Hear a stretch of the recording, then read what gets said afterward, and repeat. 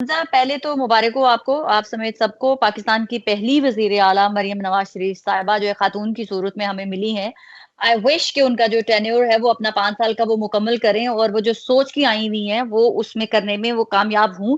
क्योंकि ये बात दुरुस्त है मरियम ने जो कहा है कि मेरा मुकाबला मेरे अपने वालिद के साथ है, अपने चचा के साथ है।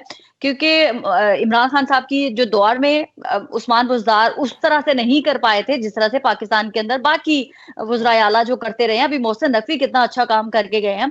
तो मैंने तो पहले ही कहा था मरियम नवाज़ जो मुझे पहले दिन से बहुत अंडर प्रेशर नज़र आ रही हैं। उनकी बॉडी लैंग्वेज से लग रहा है कि उनके ऊपर बहुत ज़्यादा ज़िम्मेदारी डाल दी गई है। लेकिन एक बात जो रज़ा साहब ने कही थी, अब वो बात मैं पहले भी मेंशन कर चुकी हुई हूँ कि मरियम नवाज़ शरीफ साहिबा के गिर्द में इतने बड़े-बड़े लोगों को इस्हार में खड़ा करके उनकी अपनी काबिलियत पे सवालात उठा देता है।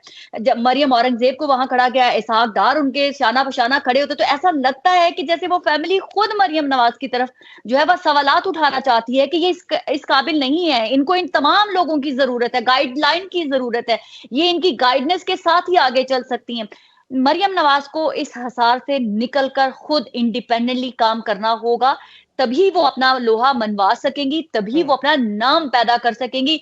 अदरवाइज अगर वो खुद भी कुछ कर रही होंगी तो मेरे जैसे जो है वो नुक्ताचीनी करने वाले लोग यही कहेंगे कि ये नहीं कर रही, इनको ये इसहाकदार मशवरे दे रहा है, इनको मरियम औरंगजेब दे रही है, इनको इनके वालिद दे रहे हैं, इनको इनके चचा दे रहे हैं, इनको इनके कजन दे रहे हैं। तो मरियम नवाज शरीफ साहबा को अगर तारीख में वाकई पहली खातून वजीर आला होने के साथ साथ एक अच्छी वजीर आला बनने के लिए अपना नाम रोशन करना है, तो इस हसार से निकलकर इंडिपेंडेंटली ज्यादा से ज्यादा नजर आए कि मरियम नवाज शरीफ साहिबा खुद लीड कर रही हैं, तो ही वो सक्सेसफुल हो सकेंगी। अदरवाइज ये बैगेज जो है इनको ड्रैग करेगा। दूसरी तरफ आपने कहा आरिफ अलवी, ये तो उंगली कटवा के मैंने कहा कि शहीदों में अपना नाम लिखवाना चाहते हैं, टक्कर मार के दीवार के साथ जो है वो हल्का सा वो जो हो जाता है ना, कट लग जाता है। देखो मैंने भी शहादत में नाम लिखवाया था। इनका क्या काम है अब ये करना बुलाना? जब ये कुछ कर सकते थे पीटीआई के लिए, इमरान खान के लिए, तब ये मुंह में कुंगलियां डाल के बैठे रहे। कभी गोल्फ खेलते हुए नजर आए, जब पूरा पाकिस्तान इकट्ठा हुआ था कि धांधली हो गई, ये गोल्फ के मजे ले रहे थे। तो अब ये गालियों से बचने के लिए कि चलो अब जिंदगी में दोबारा तो लगता है मैंने कभी नहीं बन सकना, कोई भी पोजीशन नहीं ले सकनी, तो अब मैं बताऊं कि मैं बड़ा इनकलाबी हूँ। ये वो है कि जाते हुए दूध में मेंगनियां डाल रहे हैं। इनके अपने गले पड़ना सारा, बल्कि जो 2 दिन रह गए थे आराम से रिटायरमेंट लेते और घर चले जाते। अब जलालत के साथ घर जाना है और ये समझ रहे हैं मैं जलालत के साथ घर जाऊंगा तो एटलीस्ट मुझे पीटीआई की गालियां नहीं पड़ेंगी, इनको उधर से भी बड़ी भरपूर गालियां पड़नी है। तो ये बैड मूव है आरिफ अलवी की, मैं यही कहूंगी, इससे ज्यादा कुछ नहीं। क्योंकि ये कर कुछ नहीं सकते, खुद बेइज्जत होंगे, खुद जलील होंगे। उन्होंने तो फिर भी इजलास बुला लेना, क्योंकि पाकिस्तान ने जब इतना कुछ देख लिया है, सारी धांधली के बावजूद अब पार्लियामेंट बन रही है, अब पंजाब में हुकूमत बन गई है, बाकी तो ये इनके शर्मिंदा करने से साहब, क्या हो जाएगा, ये ये रेत की दीवार बनेंगे तो क्या होगा। धांधली से पार्लियामेंट सारी बनी है।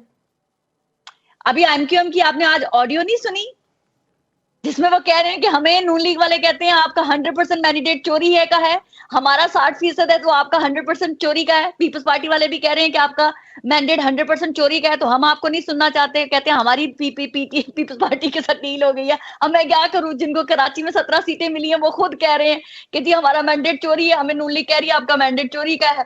तो मैं क्या करूं, आप मुझे बताएं, मैं क्या कसूरवार हूं क्या? खुद लोग कह रहे हैं जो हुकूमत बनाने जा रहे हैं कि जी आपका मैंडेट चोरी का है, तो मैं क्या करूं? तो मुझे शर्मिंदा बताएं साहब, आप, मैंने तो नहीं ये इल्जाम लगाया किसी पे। ये कौमी असम्बली में भी तो ये सहूलियात मुयसर हो सकती थी फिर। अभी देखिए ना, अभी आप मुझे ये बताएं कि जो हमारे मोहम्मद मालिक हैं, पाकिस्तान के एक हम्म बड़ा नाम है, हम्म उनकी एक स्टोरी आई है कि 10 सीटों पे दूसरों दूसरों को जितवाए हुए लोगों को नून लीग की सीटें दिलवाई जा रही हैं ताकि वो पीपल्स पार्टी का इन्फ्लुएंस भी कम से कम हो सके। तो अगर ये हम्म सब कुछ होगा तो सवालात तो उठेंगे, आवाजें तो उठेंगी। अब ऐसा तो नहीं है कि आप जबरदस्ती सब लोगों के मुंह बंद कर लेंगे। जब इतना ब्लंटली आप पाकिस्तान के अंदर जो है मैनेज करेंगे चीजों को, तो सवालात तो उठेंगे। पाकिस्तान के अंदर इलेक्शन हुए, गुजर के वे पंजाब की हुकूमत बन गई और अभी तक इनकी सीटें निकलती आ रही हैं। कौन सी सीटें हैं जो बच्चे दे रही हैं? पीएमएलएन को 1 बाय 1 करके कभी 2 बच्चे दे देती हैं, कभी 10 बच्चे दे देती हैं। और अभी मोहम्मद वालिक ने कहा 10 बच्चे इनको और दिए जाएंगे। खुदा का खौफ करें। अब मतलब उनको ये चाहती है पीएमएलएन वाले कि हम इंडिपेंडेंटली हुकूमत बनाएं, पीपल्स पार्टी भी हमें ना ब्लैकमेल कर सके, तो धांधली से ही आप दूसरे का मैंडेट चोरी कर लें। चले सकीना पहले जो साहब, किया सो उस किया, अब भी उसमें हो सकता है ना कि वो काउंटिंग में कोई इशू आ गया हो, दोबारा से रीकाउंटिंग हो रही है, तो जो रिजेक्टेड वोट हैं वो तादाद उसमें बढ़ रही है, तो हो सकता है कि वो उस टाइम पे काउंटिंग में वो रिजेक्शन जो है वो चेक नहीं की गई हो। बाहर